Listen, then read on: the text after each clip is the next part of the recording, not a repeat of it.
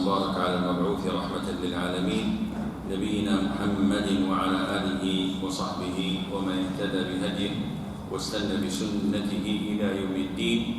أما بعد, we begin بإذن الله عز وجل to continue what we had started yesterday from Husn al-Muslim, fortress of the Muslim, and we shall inshallah begin with chapter 24, which deals with invocations after the final tashahhud and before ending the prayer. Yes,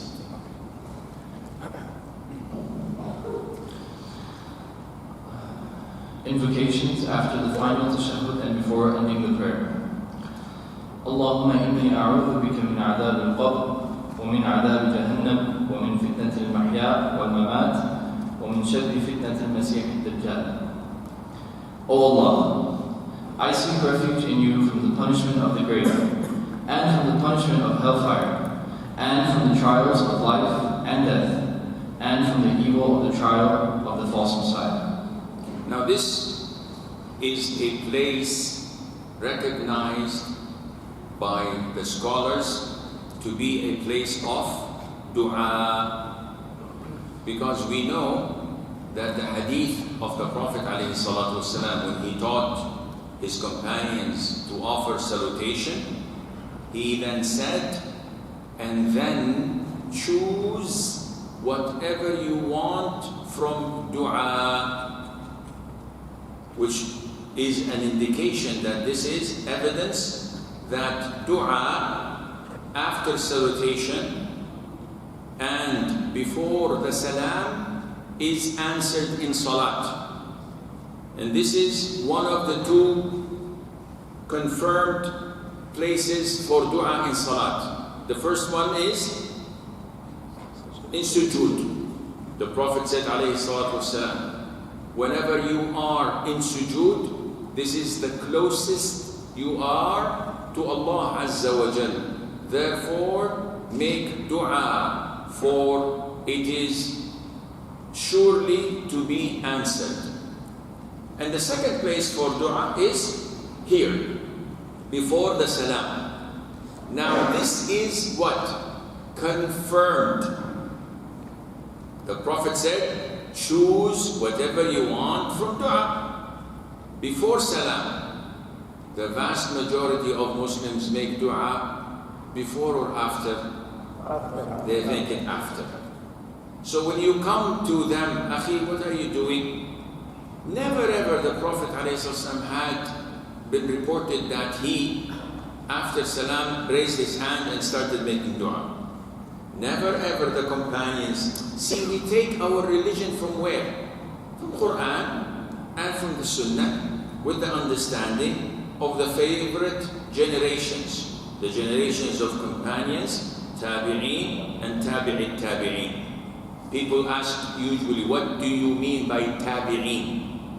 Companions are those who saw the Prophet ﷺ while they were Muslims and died upon Islam. See these conditions? Because a kafir could have met the Prophet ﷺ. Would he become a companion? No. Even if he accepted Islam after the death of the Prophet ﷺ, he would not be a companion, because when he met him, he was not a Muslim. And he must die upon Islam. Maybe some of those of the hypocrites who met the Prophet ﷺ and they apostatized afterwards and died as kuffar, they cannot be labeled as companions. So these are some of the conditions. What do we mean by tabi'een? Tabi'een are those generation who came after the companions, were not fortunate to meet or see the Prophet ﷺ, but they saw a companion or more. So these are classified as tabi'een. Tabi'it tabi'een are those who met the tabi'een. Why do we say they are the best of generations and they understand Islam better than us? Aren't they men? Aren't they like us human beings? Yes, but the closer you are to the source of the water, the purer the water is. The more the water is far away from the source of the spring or the river, it gets polluted. These generations were the closest to the Prophet ﷺ. And he ﷺ said, the best of generations, khayrul qurun, my generation, meaning the companions. Then those who follow them. Then those who follow them. So it was the Prophet ﷺ who indicated that they were the best of generations, not us. So their understanding of the Sharia is far more superior than our understanding. But Islam does not have priesthood. So just because they are from the favorite generations doesn't mean that whatever they say goes. It has to be backed by the Quran and the Sunnah. And therefore, if they all agree upon an incident, it's binding. But if they differ, then we respect them both, and we have to refer it back to the Quran and the Sunnah as mentioned in chapter 4, Surah An-Nisa. فَإِن تَنَازَعْتُمْ فِي شَيْءٍ فَرُدُّوهُ إِلَى اللَّهِ وَالرَّسُولِ. If there is a dispute, anything, what's the ruling on shortening your beard? Some of us like his beard long, some of us cut it short. The companions differed. Some said you have to leave it. Some said you can shorten a fist length. So whatever exceeds a fist, you can shorten that. Nowadays people say, oh, okay. No, not from the top, from the bottom. Right? They didn't say. They said a fist length. So I go from. So what to do? We have to go to the Quran and to the Sunnah and try to understand where the dispute arose from and try to solve it. Now, supplicating after the Salat is not from the Sunnah. This is for sure. And if you tell our brothers and sisters about this, they will immediately attack you and label you. Don't make an issue out of it. Just because the brother or the sister next to you making dua, you're going to shove it down their throat every time. Oh, this is bid'ah, you're this, you're that. Yeah, believe them. If you told them once, if you saw that they are susceptible and accepting your advice, give them. If you see that, no, they are arrogant and they will start a fight, leave them. You're not the religious police. Khalas, alhamdulillah. Allah says in the Quran to His Messenger, لَيْسَ عَلَيْكَ هُدَاهُمْ Allahumma salli wa sallim ala Muhammad. It's not up to you to guide them. So, the place for dua, as Shaykh al-Islam ibn Taymiyyah, Shaykh ibn Uthaymeen say, this is the allegation of Shaykh ibn Uthaymeen. He usually says to that individual, Akhi, why do you make dua? Answer, so that Allah would respond and answer my dua. Very good. If you were to know that Allah answers and responds to your dua before the salam, as per the hadith, why are you doing it after the salam? Answer, because there is a hadith in Sahih Muslim that the most answered dua is in the middle of the night and at the end of fard prayers, or at the end of the prayers, dubur salawat, the Arabic word. So that's true. Hadith is authentic. Is it? So why are you challenging it? I'm not challenging it. The understanding of the hadith is simple. Dubur as-salat is after the salat is over. Dubur as-salat is before the salat is over. Because once the salat is over, you cannot attach something to it. Dubur means at the back. And this is why a person's place, his buttocks in Arabic is called dubur. And the anus in Arabic is called ad-dubur. And Shaykh al-Islam Ibn Taymiyyah says, dubur of everything is connected to it. It's not something out. So if we have a dog, the dubur of the dog is from the dog, not something out in the blue. Therefore, dubur salat has to be from the salat itself, which means before the salam. And the hadith is explained by most scholars in this fashion. Therefore, this is the time for dua. What to make dua? The best of du'as are the one prescribed by the Prophet ﷺ, because he made these du'as, so we know that they are the best and the closest to be answered, and we will get a list of them inshallah. Secondly, some say you can make any type of dua, and from the Quran, Rabbana du'as are very good. ربنا آتنا في الدنيا حسنة وفي الآخرة حسنة ربنا هب لنا من أزواجنا وذرياتنا قرة أعين, and so on. So this is permissible and good. Thirdly, any dua would do, whether worldly matters or for the hereafter. Oh Allah, pay my debts. Oh Allah, put barakah in my business. Oh Allah, guide my wife, my spouse, my children. Oh Allah, cure my ill relative or my sick people, etc. Any dua. Finally, should it be in Arabic or I can do it in any language?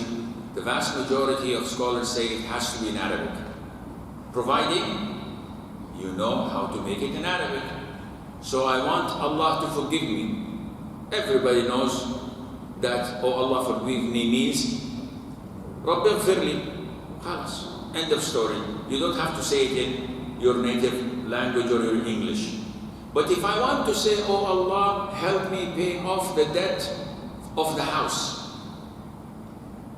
Wow, this is too difficult for me. I don't know Arabic. So can I say it in my native language?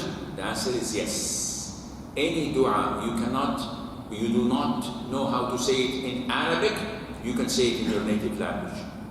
Simply because Allah has trillions and trillions of creatures other than you. But you don't have except one Lord to supplicate to. So He will accept your supplication in your native language if you don't know how to do it in Arabic. And this is the most logical, beside being authentic. So many people say, don't make khutbah except in Arabic, and your khutbah of Friday is invalid. A lot of schools of thought say this, but how would that be possible if I am addressing people who don't know Arabic? What's the use? This is different than Salah. Salah is to be done in Arabic. There is no way you can say, Allah is the greatest. No, you have to say, Allahu Akbar. End of story. But in khutbah, this is designed once a week to convey a reminder information to the public. And I always say this. Once I was in the Red Mosque in Delhi, 20, 30 years ago, and I went there, and the Khatib came, an old man, I think it's a Red Mosque or some other mosque, a famous mosque, with red beard. The man was like in his, mashallah, 60s or 70s, and having a sword or a staff, walking, and he came, said, Assalamu alaikum wa rahmatullahi wa barakatuh, and sat down, and then started khutbah. And he was reading from a book. Now, I'm an Arab, I'm a native, this is my mother tongue. Actually, it's my tongue. My mother has her own tongue, may Allah have mercy on her, but I don't know why they say this is my mother tongue. No, this is my tongue. So, I could not understand anything from his two khutbahs. It was in Arabic. Wallahi, his Arabic was bad. I couldn't understand what he was talking about. And I looked around, and everybody was because they don't speak Arabic. So who's the only one who understood the khutbah? The Imam. And I don't know if he didn't understand it or not, but I hoped he did. He understood it. So I thought to myself, Ya Allah, 200 million Muslims wasting 1 hour a week over not learning their religion just because of a technicality? No. So the most authentic opinion, Sheikh bin Baz, bin Uthaymeen, and all the real scholars say the essentials of the khutbah. What is shahada? إن الحمد لله نحمده ونستعينه وأشهد أن لا إله إلا الله وأشهد محمد عبد رسوله. Okay, number one. Read one ayah. يا أيها الذين آمنوا اتقوا الله حق تقاته ولا تموتن إلا وأنتم مسلمون. الحمد لله. And then go ahead. Teach the people their religion. So we go back again to our book. I could spend all night with you, but we have a book to finish, and we have to learn it, inshallah. So these are some of the du'as to be recited. Number one, Allahumma inni a'udhu bika min adhab al-qabr. In the madhab of Imam Ahmad, this is mandatory. In Hanbali madhab, you have to say this. Why? Because the Prophet instructed ﷺ, and he usually maintained saying it. The most authentic opinion is not mandatory. It's highly recommended sunnah. Now if you listen to this dua, it is extremely important. Allahumma inni a'udhu bika min adhab al-qabr. I seek refuge in you from the torment of the grave. What is the torment of the grave, by the way? Torment of the grave is something that would happen in the grave you and I cannot see. Because once a person is placed in his grave, we believe that the soul is returned, he is questioned, he is punished or rewarded, and then the body starts to decompose, dust to dust, and the torment or the pleasure is on the soul with a connection of the body. This is exactly like when you sleep. You have two people sleeping next to one another. After 1 hour they wake up. One of them is terrified, scared, sweating. What's wrong? He said, Wallahi I saw snakes, animals, beasts, scorpions attacking me and killing me. The other one wakes up happy. What's happening? He said, Wallahi, I was in a very beautiful place, lots of rivers, rain and greenery and nice company. I was having the best time of my life. And they're both sleeping next to one another. So the pleasure and the torment is on the soul, but there is a little connection to the body. Now, while we are living, the torment and the enjoyment is on the body, with a little connection to the soul. Because we are here in this life, so one slaps you, I wouldn't say, my soul is hurt. No, Allah, my cheek is hurt. But on the day of judgment, the full punishment or the full enjoyment will be on both soul and body. Perfect. So in the grave, there will be torment. And the Prophet ﷺ in the beginning said, no, the torment is only for the Jews and the Christians. Then Jibreel came to him and said, no, even your ummah will be tormented in their graves. So the Prophet taught his companions to seek refuge in Allah from the torment of the grave. A side note, just for the benefit. Is the torment of the grave related to the torment of hellfire? An issue of dispute. The most authentic opinion, that the torment of the grave is related to a specific number of sins. Some we were told about, such as backbiting, slandering, not cleaning yourself after urinating, and among other things. However, this does not mean that if you're tormented in hell, that you should be tormented in your grave as well. They are not connected. So there is a possibility that a person goes to his grave, did not commit the sins that obligate him to be tormented in the grave. Did not do these things. So he sleeps in his grave, happy, very good, mashallah. On the day of judgment, ta'al, come. You did this and this and this and this. You don't have enough good deeds, take him to hellfire. And he's tormented for 5 years, 10 years, 50 years, depending on his sentence. Then he's released. And the opposite might be correct. You may go to your grave and get tormented. On the day of resurrection, khalas, go to paradise. Why? You're clean, you're okay. So they are not related. This is why we always seek the refuge in Allah Azza wa Jal. Number one, from the punishment of the grave. Number two, from the torment of hellfire, which tells you that they're not related. This one is separate than the other. Number three, from the trials and tribulations of life and death. So what are these? Tribulations of life are known. Temptations, oppression of tyrants, calamities, illnesses, whatever disturbs your peace during life, it's a tribulation and a calamity. And they are countless. So your children can be from this tribulation when they're not guided, when they're sinful.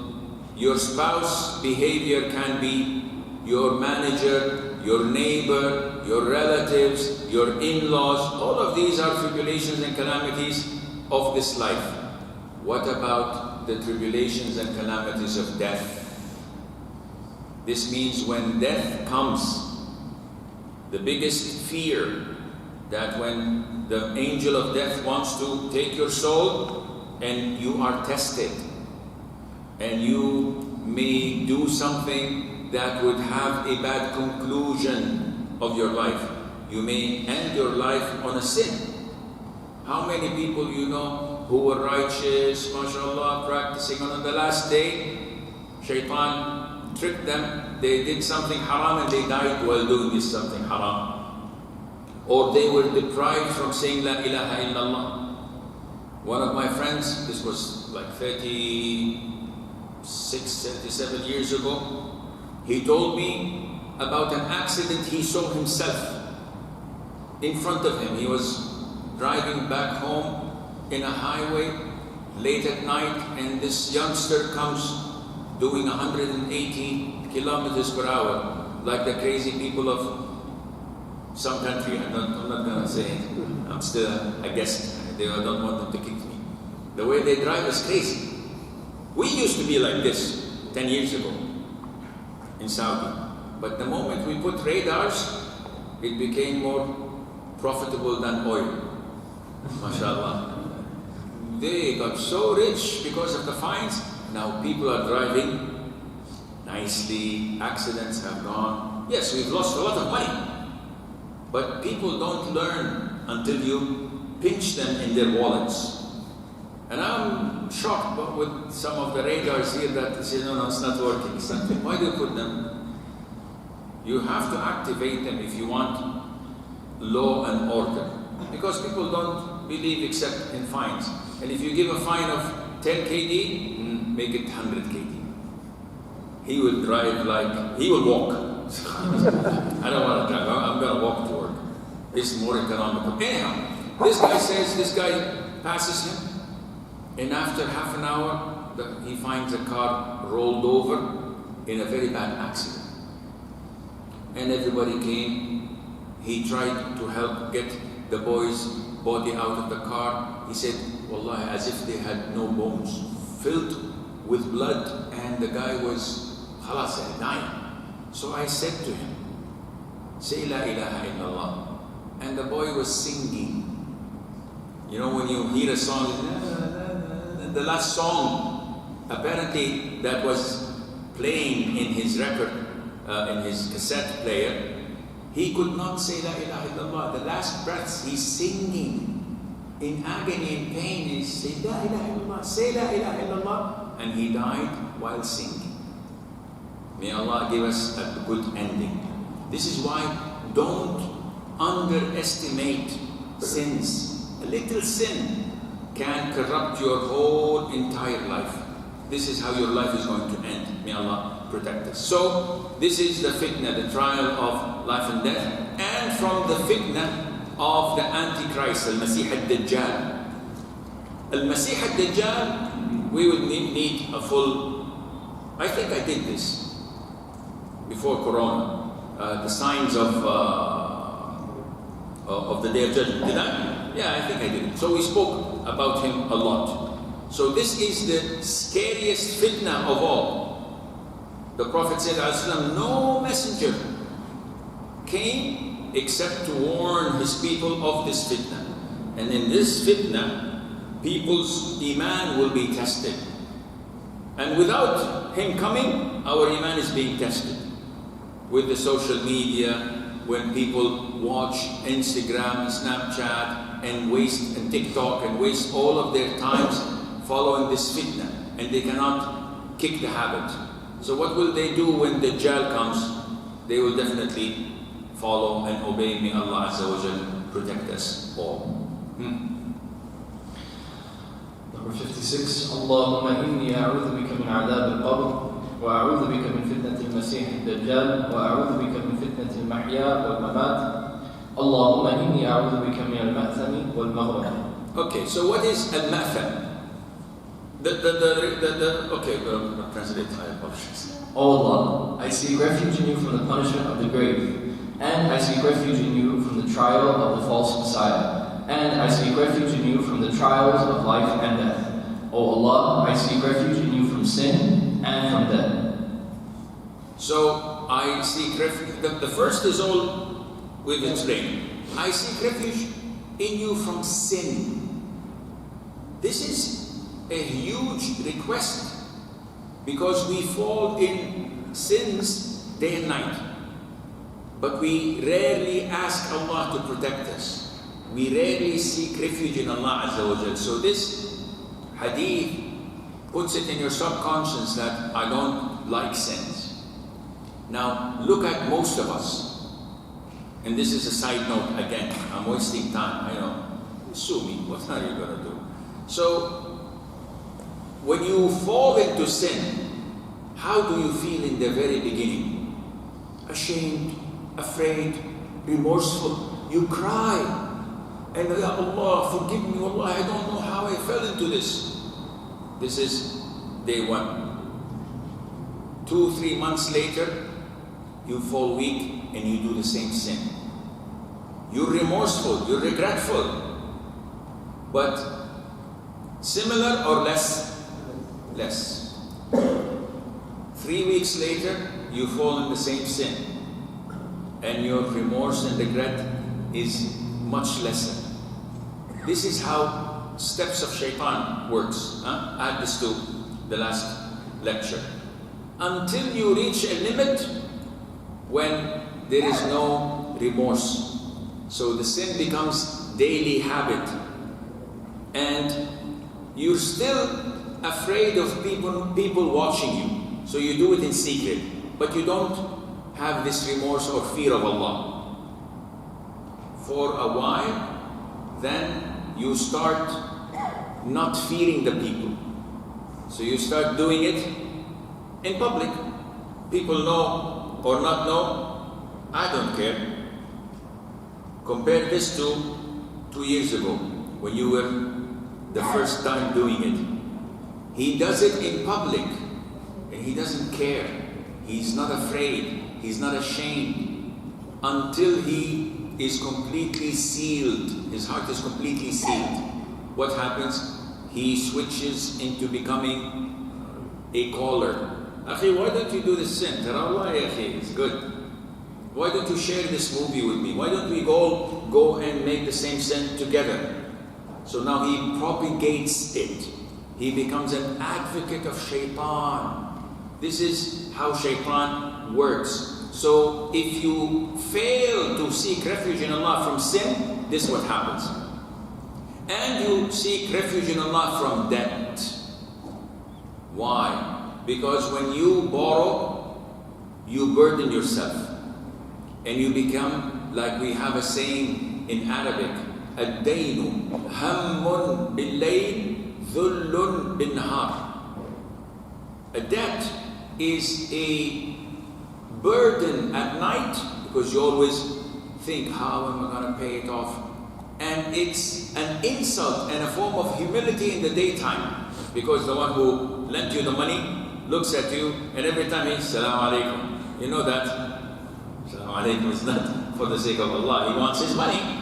So you feel humiliated and embarrassed. What am I going to do? That is why the Prophet said, when you get in debt, you get in trouble. When you get in trouble, you lie. When you lie, you commit sin. Now, look at us today. The vast majority of Muslims live on debt. And some of them live on debt in haram. Some of them are practicing Muslims. And fatwas are ready. There are so many fatwas. You want fatwas drive-through, wala a la carte, wala menu, wala buffet. Up to you. What fatwa do you want? We have it.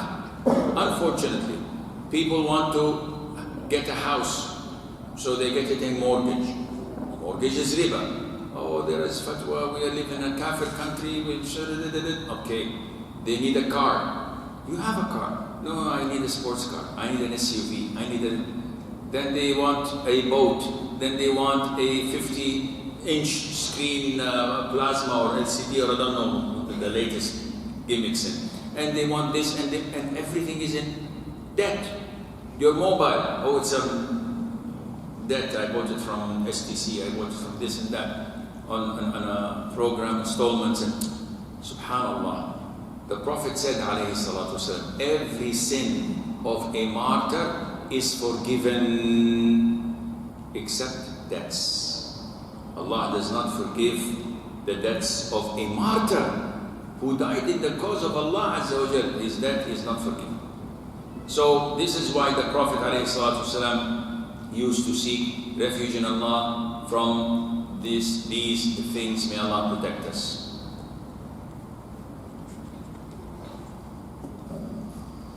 اللهم إني ظلمت نفسي ظلما كثيرا ولا يغفر الذنوب إلا أنت فاغفر لي مغفرة من عندك وارحمني إنك أنت الغفور الرحيم.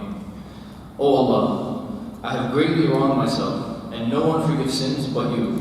So grant me forgiveness and have mercy on me. Surely you are the forgiving, the merciful. Now, who narrated this hadith? Abu Bakr as-Siddiq. Now he came to the Prophet ﷺ and said to him, O Prophet of Allah, teach me a hadith. I supplicate with it in my salat. Who is Abu Bakr? He is seated number one of the Ummah. He is the first one to enter Jannah from Ummat Muhammad after the Prophet ﷺ. No one enters Jannah before him. He is number one. So he comes to the Prophet and asks for a dua, alayhi salatu wasalam. One would expect that, oh, okay, this dua is to increase your provision because you helped me a lot. The Prophet said, no wealth of a man had ever helped me more than the wealth of Abu Bakr. Wow, what a statement. What a testimony.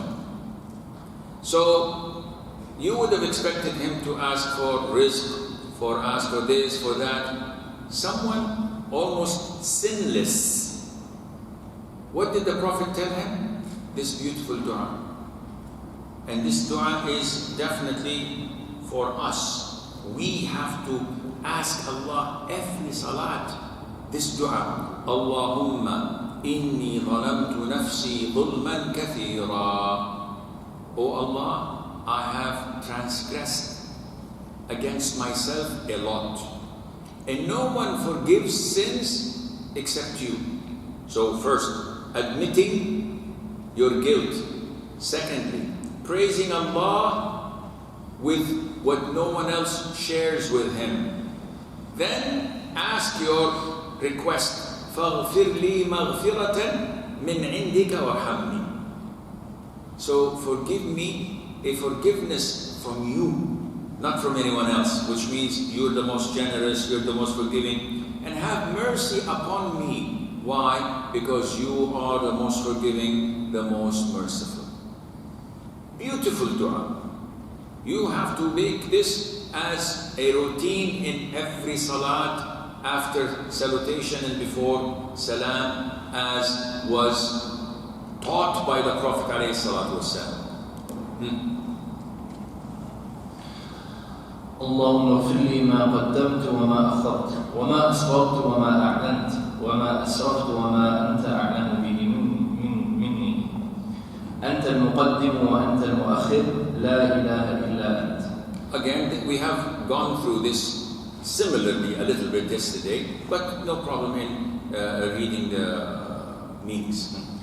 O Allah, forgive me what I have sent before me and what I have left behind me, what I have concealed and what I have done openly, what I have done in excess, and what you are better aware of than I. You are the one who sends forth, and you are the one who delays. There is no deity worthy of worship but you. So, Al-Muqaddim wal-Mu'akhir are names of Allah Azza wa Jal. The one who gives precedence and the one who puts back. And if you look in life, no one does this except Allah.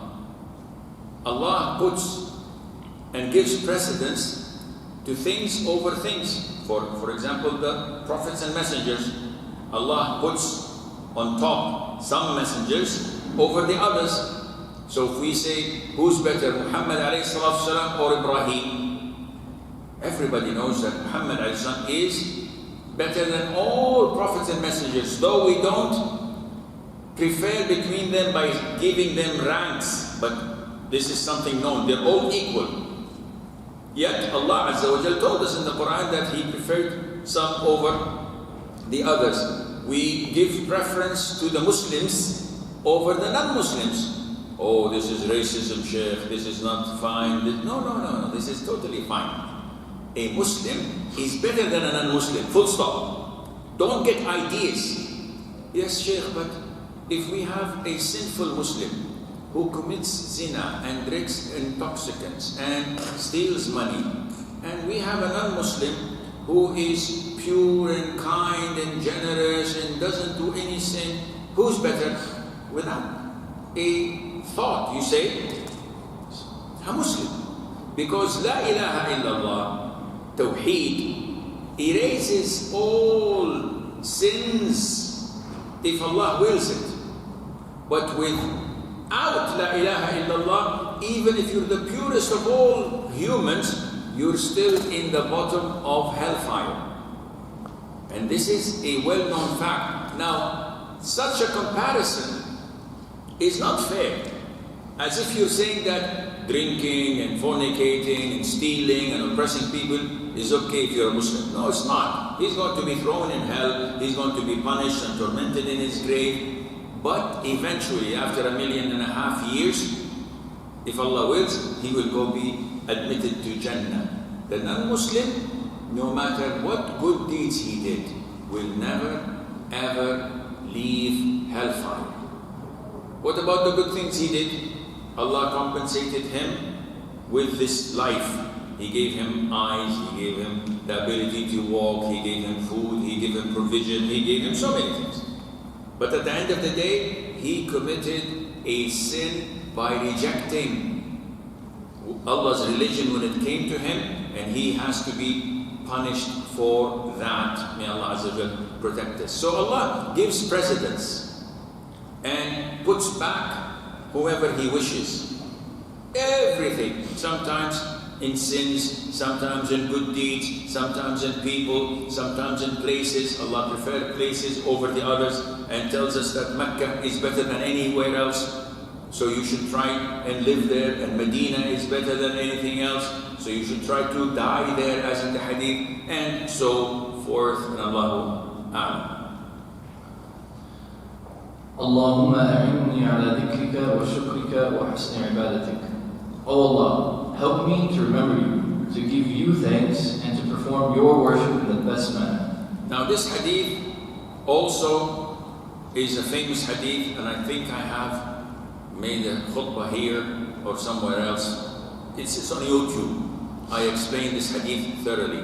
This is a hadith by Mu'adh ibn Jabal. May Allah be pleased with him. One of the great scholars of the companions.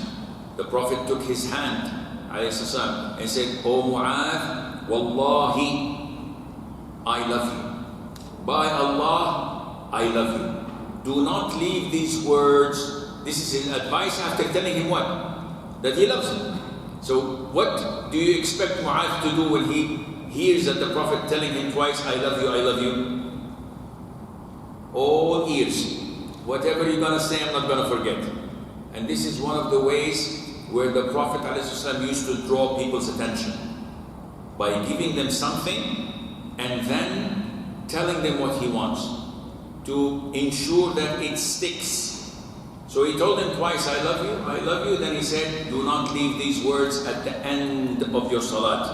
Allahumma a'inni," which means, "Oh Allah, help me, support me to remember you and to thank you."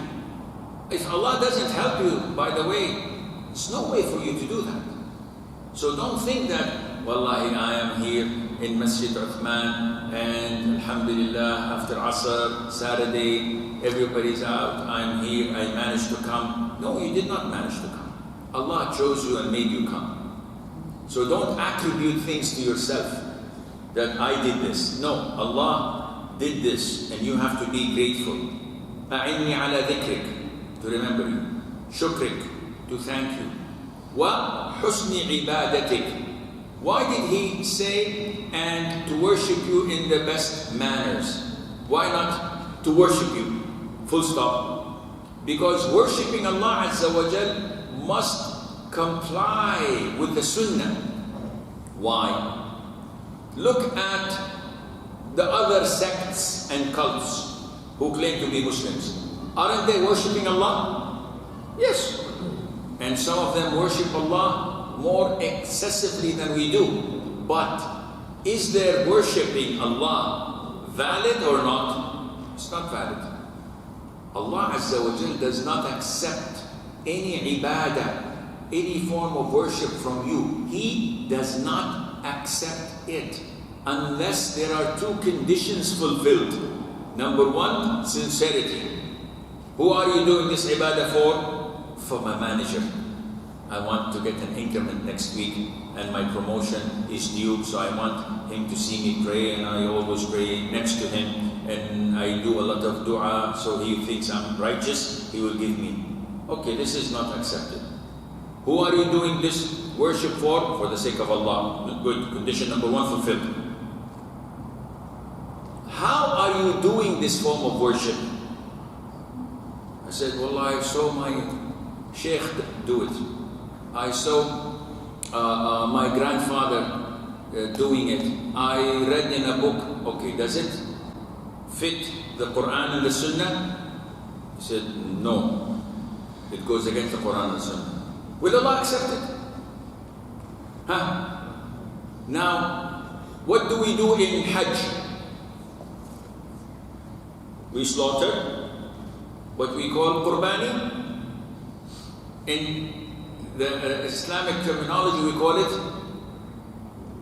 udhiyah. We slaughter udhiyah, correct? If someone comes and says, "I'm a rich man, I want to slaughter a very expensive horse, and it costs $100,000 for the sake of Allah," will his udhiyah be accepted? Because he can only offer udhiyah, whether by a ram or a cow or a camel.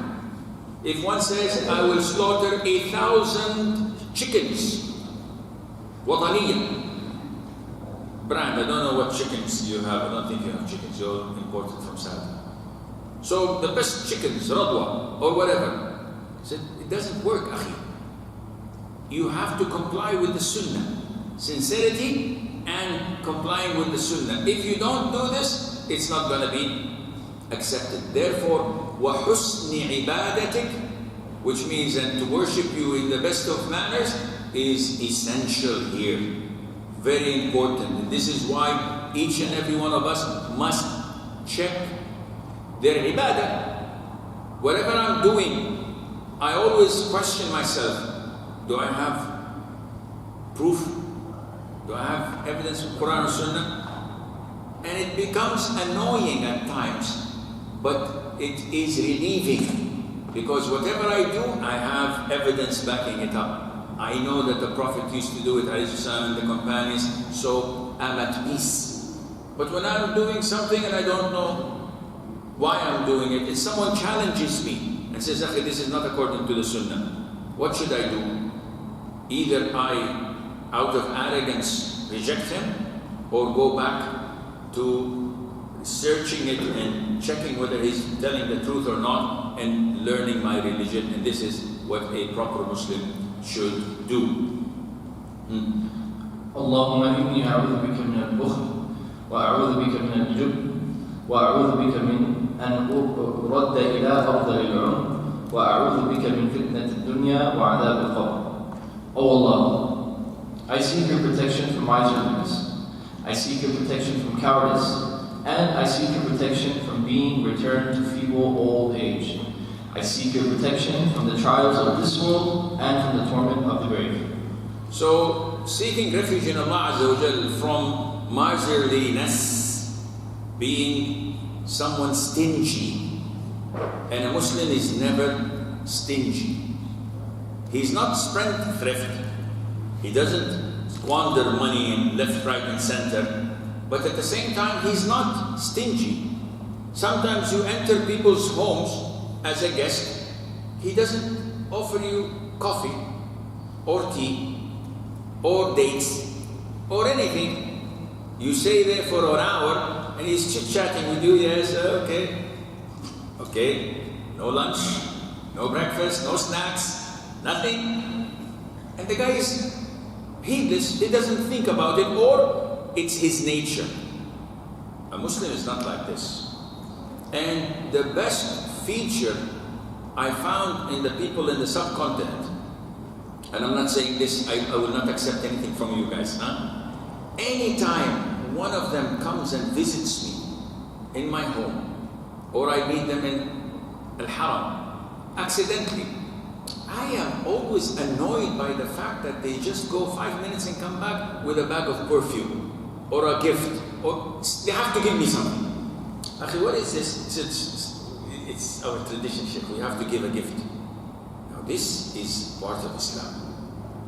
And I picked up this, alhamdulillah, because I have so many gifts home. So whenever I visit someone, I take something of the stock and give it to them. People are shocked. Oh, Sheikh, it's very generous. Oh, I have so many perfumes. What should I do with them? So I started, this is a very nice character in a Muslim, to be generous. And there are many stories in history of the Prophet's generosity. Imagine one of the hadiths, the Prophet ﷺ was given a cloak by a woman. She said, I made it for you so that you can go for Eid, and when envoys come to you, you meet them. So he wore it. The first time he wore it, one of the companions said, Wallah, it's very beautiful, the Prophet of Allah, give it to me. Immediately the Prophet took it off and gave it to him. His companions were outraged, and they went to their friend. Don't you fear Allah? Don't you know that the Prophet is never asked something and he would not give it? You know that the Prophet would never reject such a request. Though he needs it, he doesn't have anything else. He said, Allah, I know, but I wanted it to be my shrouding in my coffin. When I die, I want them to shroud me with it, and I seek Allah's mercy through this barakah of the Prophet. And he was soon dead afterwards, and he was shrouded by it. It shows you the generosity that the Prophet had, and also the companions. We would spend hours without end. So a Muslim is never miserly, is never stingy, but at the same time, he's not someone who wastes money and squanders money right, left, and center without an account. We seek refuge in Allah from being cowards. So many people see evil in front of them. Akhi, talk to your brother. He's not a ruler, he's not a governor, he's not a policeman, he's not going to do anything to you. Just tell him, Akhi, fear Allah, this is haram. Or you should do this, or you should that. So many times we enter the masjid, and the brothers who are wearing low waist pants, when they make sujood, what do you see? You see cracks. Huh? Not cracks. You see very repulsive. So people say, Sheikh, look. Jazakallah khair. Show me something better. I say, okay, after he finishes the salah, go talk to him. He said, no, Sheikh, I can't. Why? I'm ashamed. This is cowardice.